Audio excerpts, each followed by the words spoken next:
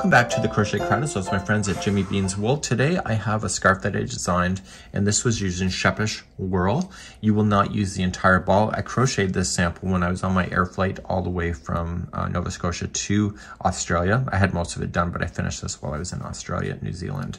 So this yarn slowly transitions on its own. It's really fun to be able to do this and to watch it go. So you can see one side of the scarf is a different color because it's slowly changed over. If you would like to use more of a mass retail brand, you can use Red Heart here. It's a wrap rainbow. It does the same thing.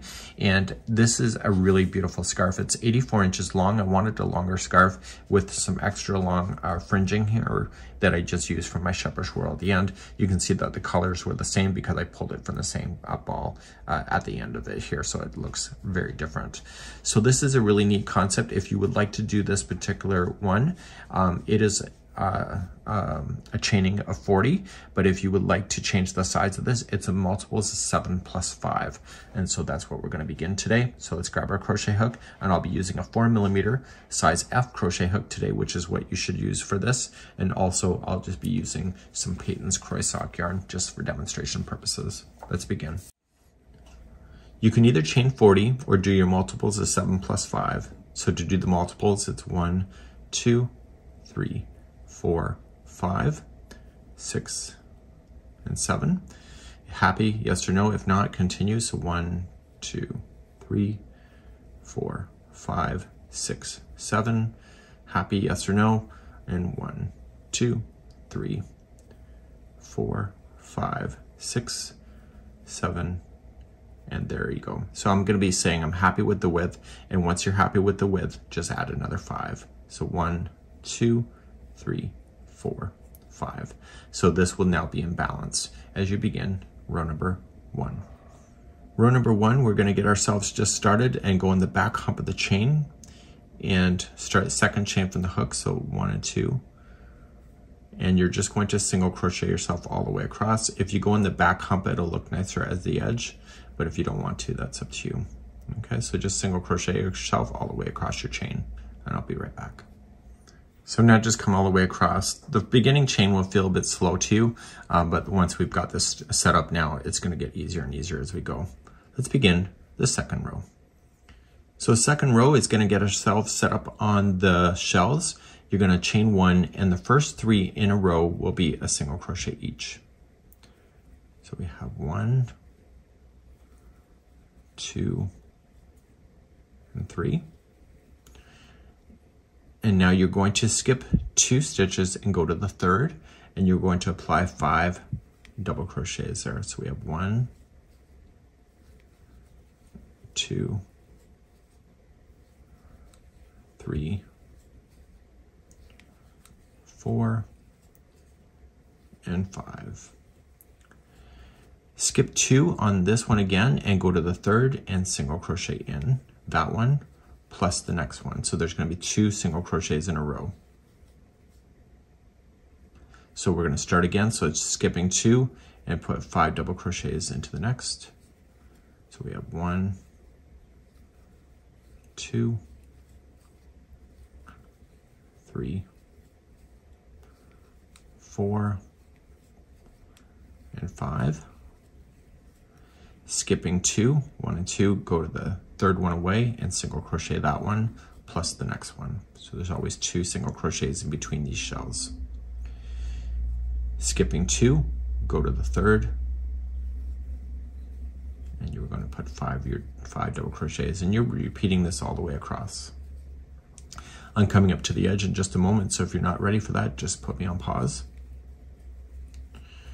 And if you're ready for it, here's what we're going to have. We have the 5 double crochets in there, skip 2, and you'll have 3 single crochets left to fill in. So just put 1, 2, and 3. And turn your work. Okay, so that's what it looks like. Let's begin row number 3.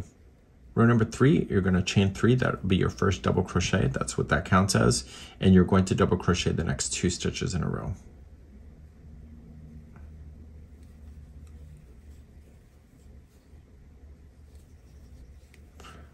You're now going to chain 2, And you see the middle one of the grouping of the 5? It's the third one. So if you 1, 2, and 3, it's the third one. You'll single crochet that one. And then chain 2. And then you're going to reach down for these 2 single crochets that are between the shells and just put in a double crochet each. So this is providing framework that you can see within the project. Chain 2. Come to the middle one of the grouping of the shells, single crochet, chain 2, and then put a double crochet in each of the singles. So I need you to do this all the way across. If you're not ready for the ending, just put me on pause, and everybody else, we're going to keep on going. So just chain 2, single into the middle, and chain 2. And the last 3 are going to be a double crochet each. So just remember you got 3 stitches on the end.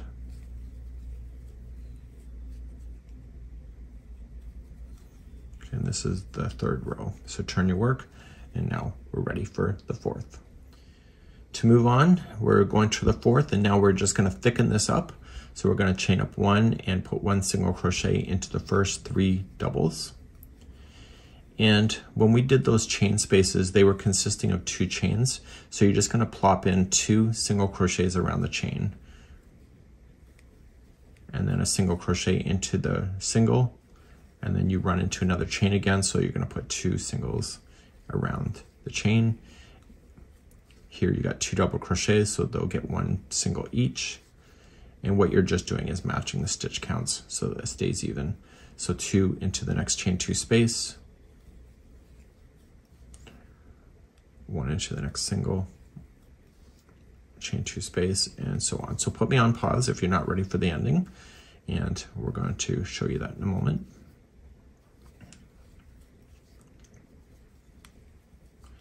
And at the very end, we're going to come up, and you still have your chain 2 before the end, so fill that in with 2 singles, and then you should have 2 double crochets in that chain 3, which counts. So when you get that final chain 3, make sure that you do put it into the chain work itself. Don't put it into a space. So just grab the top one here and single crochet in, and then you can turn your work. And now we're going to begin the repeating of 5 through 8. Okay, row number 5 through 8 is your repeat through the whole thing. So we're going to chain up 1, and you'll put 3 single crochets to start. Okay, so 1, 2, and 3. Now you're going to chain 2, skip 2, and single into the next. See where the single is? If you follow your eyes up, it's in the same positioning, so it makes it kind of easy to see it. Chain 2, and then skip 2, and then you're going to put 2 single crochets in a row. And those again match the framework that you see below. So chain 2, skip 2, and single into the next, chain 2, skip 2, and then you need 2 single crochets in a row. So look below to see what the counts are so that you can do this quicker. So chain 2, skip 2, single into the next, and put me on pause if you're not ready for the ending. So chain 2, skip 2, and single crochet into the final 3. And that was row number 5. So turn your work, and let's begin number 6. Okay, number 6, you're going to begin chain 1, and you'll single crochet into the first 3. So 1, 2, and 3. And then you're going to reach over to this single right here, this lonely one right there, and that's going to be 5 double crochet. And if you look below, the other one is already in that same positioning. So it helps you to know if you're doing it right.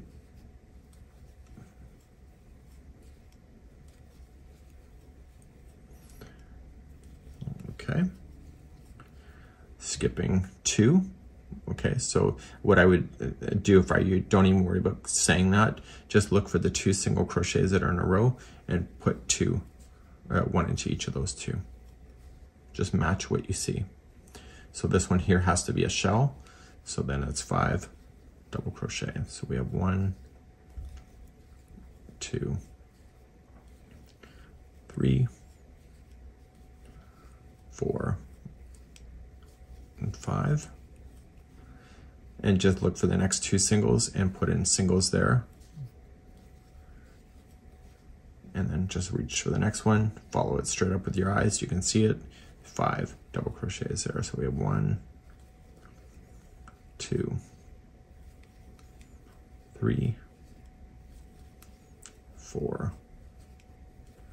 and 5. And if you're not ready for the ending, just put me on pause, and those that are ready, the last 3 are a single crochet each.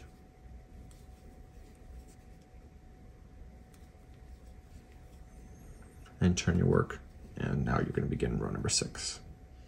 Row number 6, you're going to chain 3. That's your first double crochet, and the next 2 in a row are double crochet each.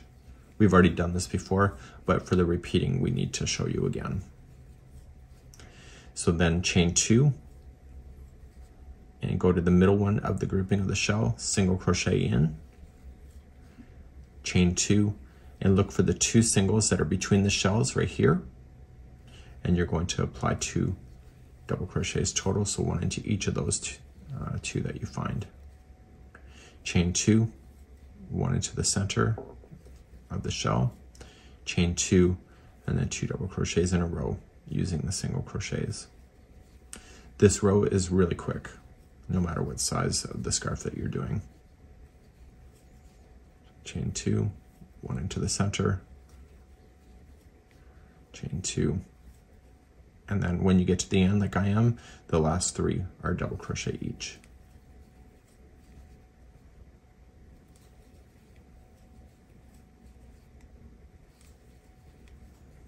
Okay, let's turn your work. And let's begin and do number 8. So 8 is the same concept to what we've done before. It's single crochet, so chain up 1 and apply 1 single crochet into each one of the stitches that you run into. And there is a chain 2 space, so that's right, you're getting 2 singles into each of the spaces first before jumping to the next available stitch. So this thickens it up and lets it lay flat when you have this and wearing it, and also crocheting it, you see it's staying pretty flat. So you're just single crocheting across. So please do this all the way across, and we're going to talk about fringing in just a few moments. And the fringing allows the scarf to have flow. If you do the fringing too long, though, it becomes a pain in your ass as far as like wearing it and catching it in zippers. So you have to determine what is the best formulation for you. I liked it the length that I did it, in the sense that I wasn't wearing a coat with it. I consider this more accessory than anything. So you have to determine how you're wearing it, of course, and you don't want to wear it around machinery or anything like that so it doesn't get stuck into something. So what I just did is that I made the fringe, and the fringe is just whatever length that you would like to do. That one I think was pretty generous. I think it was actually 16 inches, and there's 3 strands of that, and it's folded into a fringing format. And then I just randomly, just evenly spaced it across the edging. And once I determined one side and how I wanted to do it, then I repeated the same thing for the other side. And so with different sock yarn, it can look very different like this. It can be artistic, and you have to determine what you prefer, I guess, at the end of the day. So this is the Ascot scarf, and designed by me, and that I hope that you enjoy. We'll see you again real soon. Bye-bye.